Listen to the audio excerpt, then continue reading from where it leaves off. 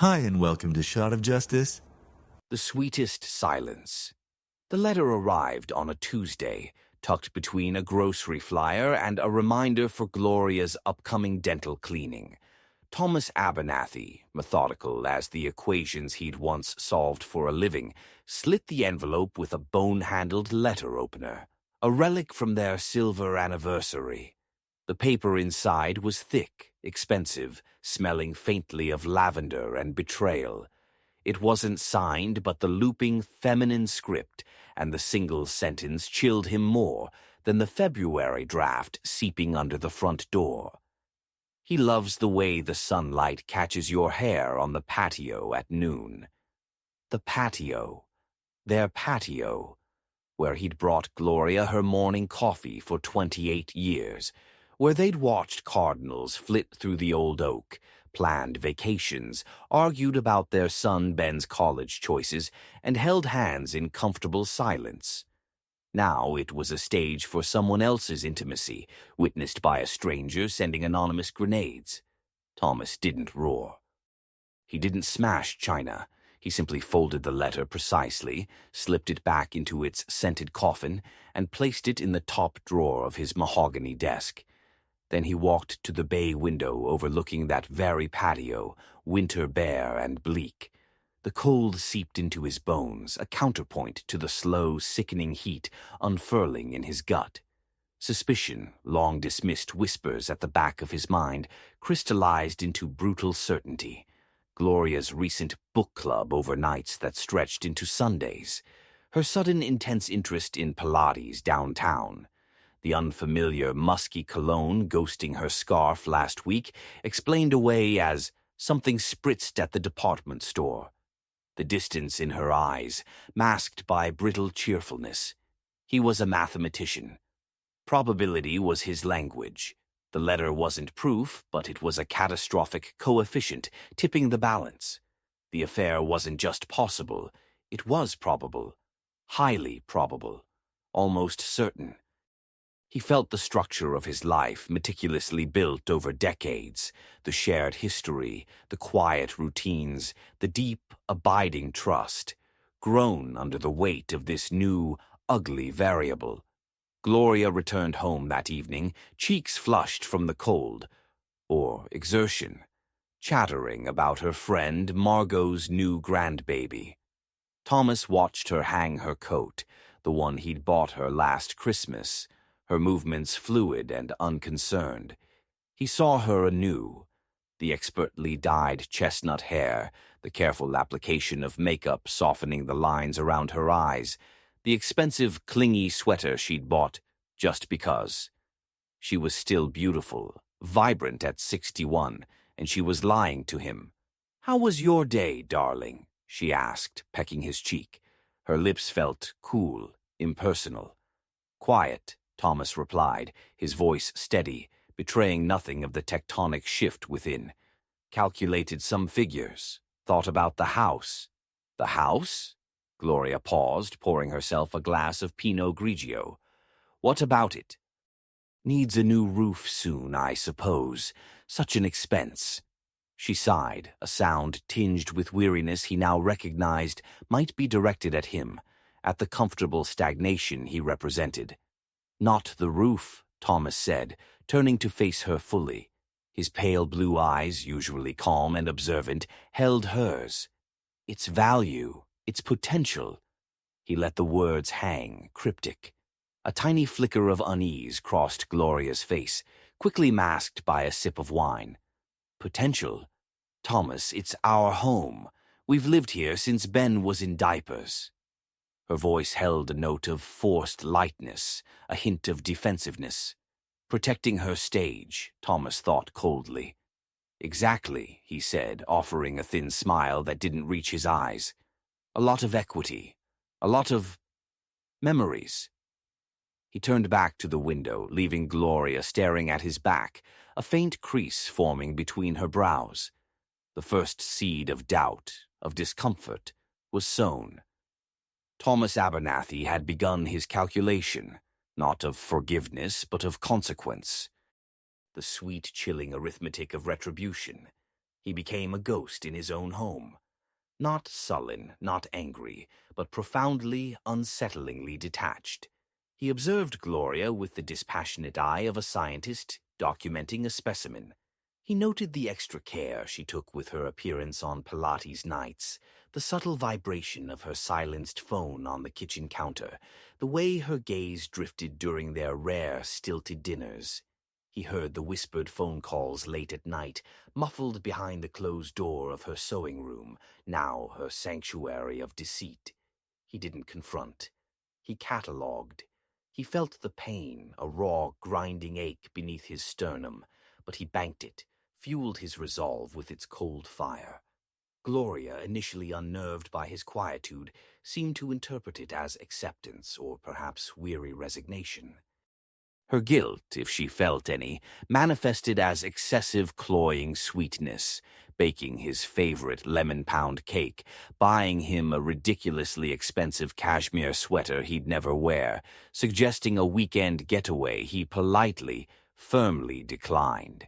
"You seem distant, Thomas," she ventured one evening, her hand hovering near his arm on the sofa as they pretended to watch a cooking show. "Do I?" He didn't look away from the screen where someone was aggressively searing scallops. "Just thinking about the future. It's important to plan, don't you think? Especially at our age." "What kind of planning?" Her voice held a tremor. "Oh, financial. Practicalities." He offered nothing more, letting the ambiguity coil around her like smoke. He saw the confusion warring with relief in her eyes, relief that he wasn't asking the questions she dreaded. Meanwhile, Thomas worked. With meticulous precision, he gathered paperwork. The deed to the house, solely in his name. A quirk of inheritance from his bachelor uncle, who'd gifted them the down payment, trusting only Thomas's sound financial sense. Bank statements, investment portfolios, also predominantly managed in his name. He met with Howard Finch, his lawyer for 30 years, a discreet man with kind eyes and a ruthless understanding of contract law. "You're sure about this, Thomas?" Howard asked, steepling his fingers after reviewing the instructions. They sat in Howard's wood-paneled office, the scent of old paper and lemon oil in the air. Selling out from under her. No discussion. The fallout. "The discussion," Thomas said, his voice devoid of inflection, "occurred when she chose to betray her vows, Howard, repeatedly. In the home I provided. I'm not interested in theatrics or negotiations. I want her gone. I want her to understand the cost of her choices, quietly, completely." Howard sighed, recognizing the implacable resolve. "It's legally sound. The house is unequivocally yours to sell. The proceeds will be substantial. But the personal cost, Thomas. The scandal." Thomas met his friend's gaze. "The personal cost was already paid, Howard. This is merely liquidation of a toxic asset. Proceed. Absolute discretion is paramount." Howard nodded, a flicker of pity in his eyes quickly replaced by professional resolve. "Understood. I'll handle everything. You won't need to be involved until closing. And the personal items?" "I'll handle those," Thomas said. "Leave her precisely what she brought into the marriage. Nothing more." The machinery was set in motion, silent and efficient. Howard listed the house discreetly with a top-tier agent known for handling delicate, high-value transactions. Offers, surprisingly strong given the quiet listing, began to flow in almost immediately. The charming colonial on Maplewood Drive, with its mature gardens and wraparound porch, was highly desirable. Thomas accepted the best offer, a cash deal from a young tech CEO relocating from California, within a week. The closing date was set for 6 weeks hence. Gloria remained blissfully, tragically oblivious. Thomas used those weeks to meticulously dismantle their shared life. He didn't pack in anger. He packed with chilling efficiency. He sorted through decades of accumulated stuff. Gloria's extensive collection of porcelain birds, boxed meticulously, labeled Storage, G. Abernathy, her overflowing wardrobe. He hired a discreet service to pack her clothes and shoes, instructing them to be stored. Her beloved, cluttered sewing room. He carefully packed her fabrics, patterns, and machine, setting aside only the things he knew held deep sentimental value for her. A quilt made by her late mother, a small painted box from their honeymoon in Venice. Everything else, the furniture they'd chosen together, the art collected on trips, the photographs chronicling Ben's childhood, their anniversaries, Christmases. He left perfectly in place. It was all just staging now, props for the final act. He moved his own essentials, clothes, a few cherished books, his father's watch, his laptop, into a sleek, modern apartment downtown he'd leased under a corporate shell Howard arranged. It overlooked the river, anonymous and clean. He timed his exit perfectly. Gloria was due at a weekend spa retreat with her book club, a euphemism Thomas now understood perfectly. He knew she'd be gone for 3 days. On the Friday morning she left, bustling with false excitement, kissing his cheek with her usual detached affection. Thomas stood at the door, a ghost bidding farewell to a ghost. "Have a wonderful time, Gloria," he said, his voice calm, almost kind. "Relax. You deserve it." She paused, searching his face. For a fleeting second, something like uncertainty flickered. "Are you sure you'll be all right? You seem very quiet lately." "Perfectly all right," Thomas assured her, offering a small, enigmatic smile. "Just planning. For the future." The moment her car turned the corner, Thomas moved. He wasn't fleeing, he was executing. He called Howard. The movers arrived precisely an hour later. Not the usual brash crew, but 2 efficient, silent men from a high-end service Howard used for discreet relocations. They loaded only the few boxes Thomas had prepared. Gloria's stored clothes, her personal treasures from the sewing room, and a single, large trunk. Into this trunk, Thomas placed items of pure, agonizing nostalgia. Not things he cherished, but things he knew she did, things intrinsically tied to him and their life together. The faded, dog-eared copy of Pablo Neruda poems he'd given her on their first anniversary, inscribed with a promise of forever. The silver locket containing a tiny picture of Ben as a newborn, a gift from Thomas on her first Mother's Day. The mix CD of their songs, cheesy 80s ballads and jazz standards he'd made for a long car trip years ago. A single dried red rose pressed between wax paper from the bouquet he'd given her when Ben graduated college. A photo album containing only pictures of the 3 of them, Thomas, Gloria, Ben, happy, smiling, a family. He deliberately excluded any pictures of Gloria alone or with her own family. The delicate lace handkerchief her mother had carried on her own wedding day, which Gloria had used on theirs. The heavy brass key to their first tiny apartment, saved as a memento. It was a trunk full of anchors, weighted with the life she'd chosen to discard. He placed it squarely in the center of the pristine, empty living room. Beside it, he left a single sheet of high-quality stationery. On it, typed precisely, were 3 lines. "Gloria, everything you see staged in this house belongs to the new owners. Your personal effects are in storage. Contact Howard Finch. The trunk contains what remains of us. The house closed today. I am gone. Do not contact me. Thomas." He didn't sign it with love. He didn't sign it with anger.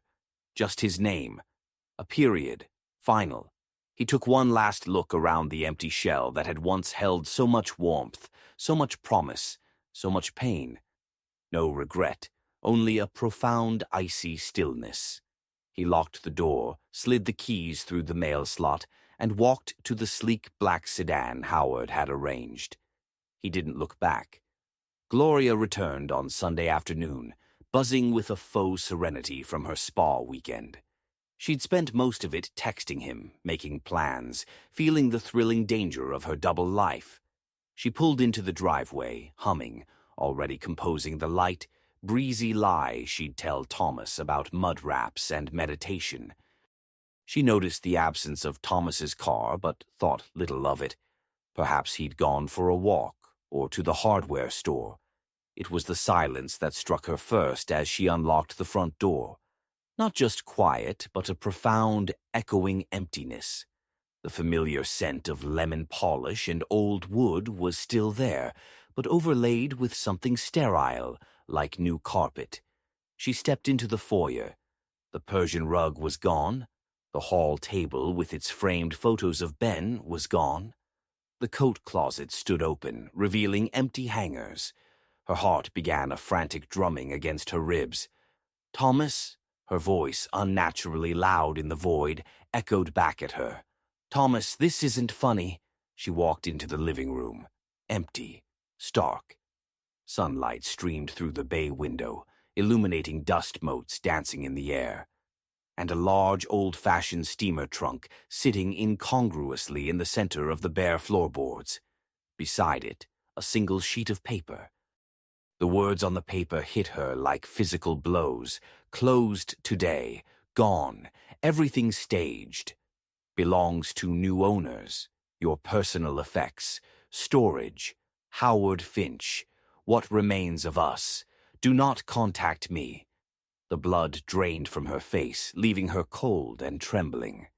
She staggered, clutching the paper, the elegant script blurring before her eyes. The house? Sold. Gone. How? When? Panic, sharp and nauseating, clawed at her throat. She ran through the house like a madwoman. Kitchen, empty cupboards, appliances gone, only the faint outline on the floor where their table had stood for decades. Dining room, bare walls, ghostly rectangles marking where paintings had hung. Upstairs, their bedroom stripped bare, the mattress gone, only indentations in the carpet where their bed had rested. Ben's old room, her sewing room, empty shells. The master bathroom, her expensive lotions, perfumes, the fluffy towels, vanished. Only the faint scent of her shampoo lingered, a cruel reminder. She stumbled back down to the living room, collapsing onto her knees before the trunk. Her hands shook as she fumbled with the heavy clasps.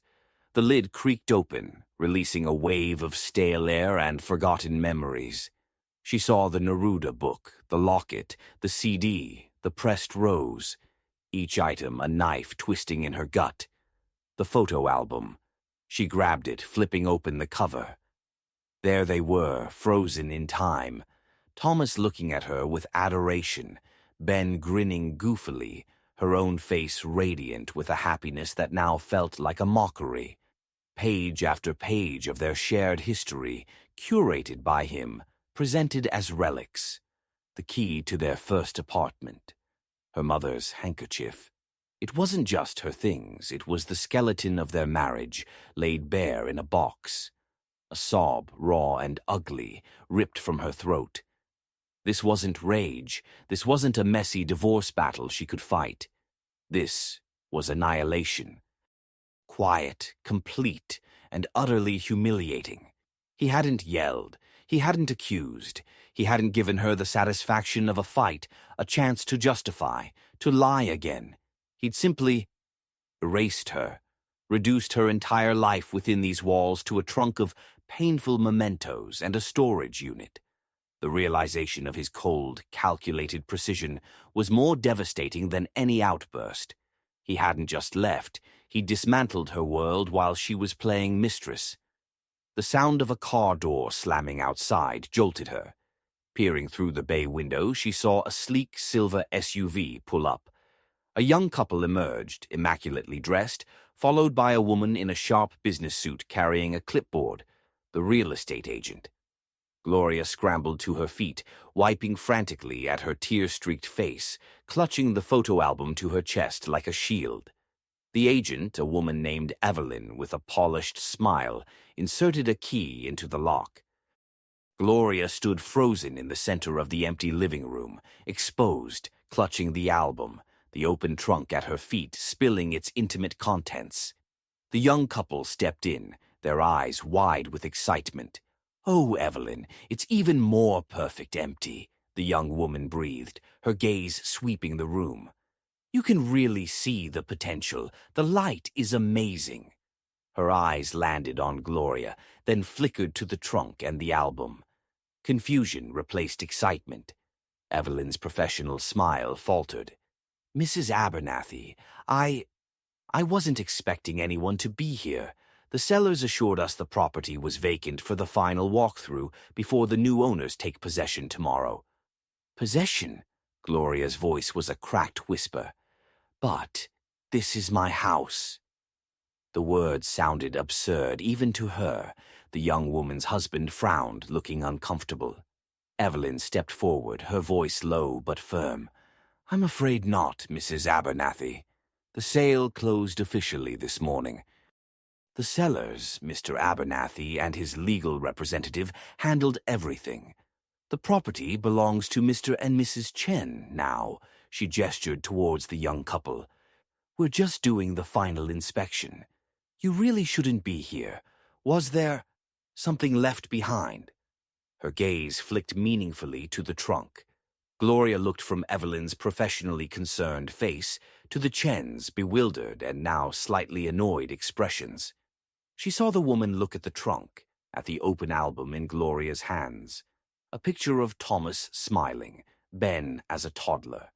The young woman's eyes widened slightly with dawning, uncomfortable comprehension. Gloria saw the pity, the judgment, the sheer embarrassment reflected there. She wasn't the wronged wife. She was a discarded inconvenience, an awkward leftover in someone else's bright new future. The humiliation was absolute, a physical weight crushing her.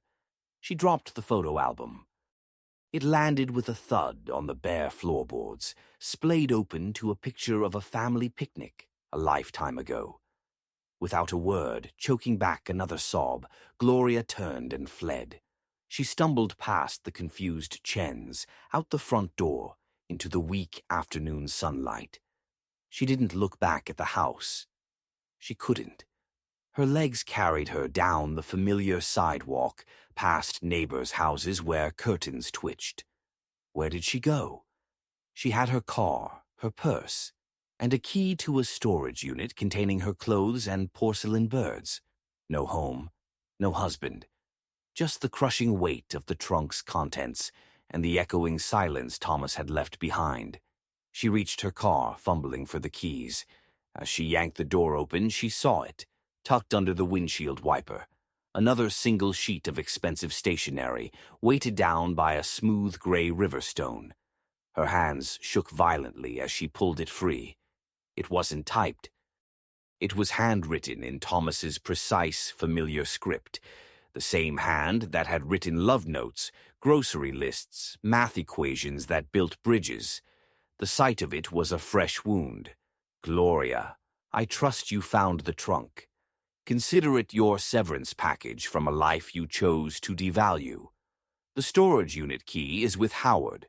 He will also provide the details of a modest bank account, funds from the sale reflecting only what you legally brought into the marriage. Nothing more.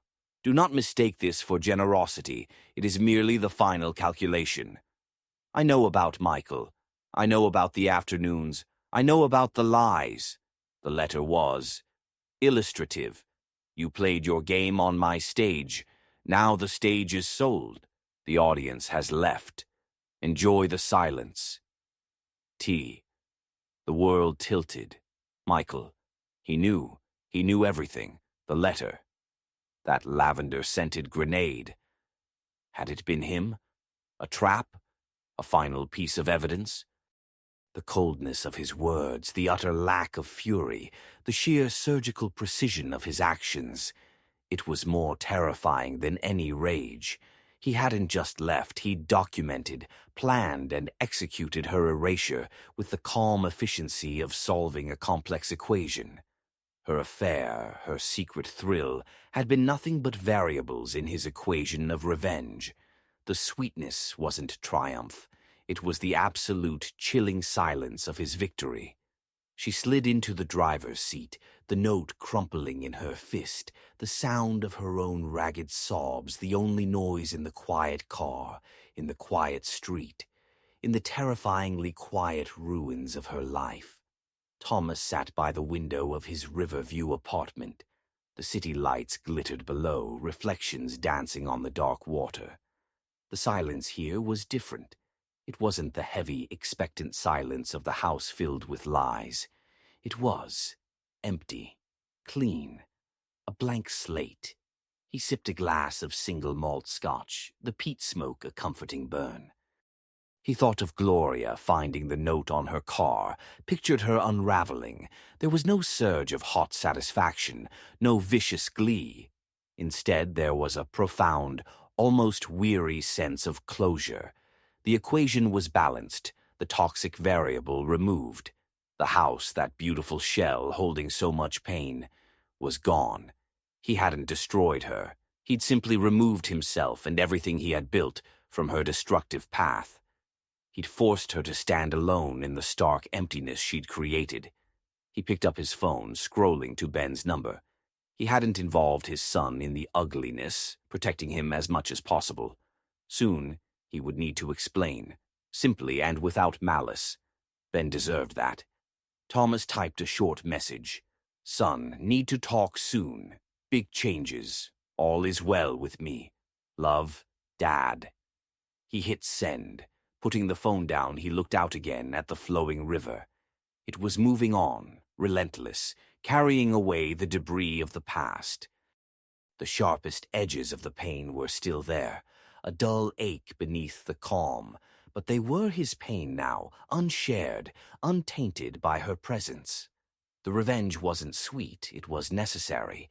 It was the bitter medicine that finally allowed him to breathe. The silence wasn't just the absence of her.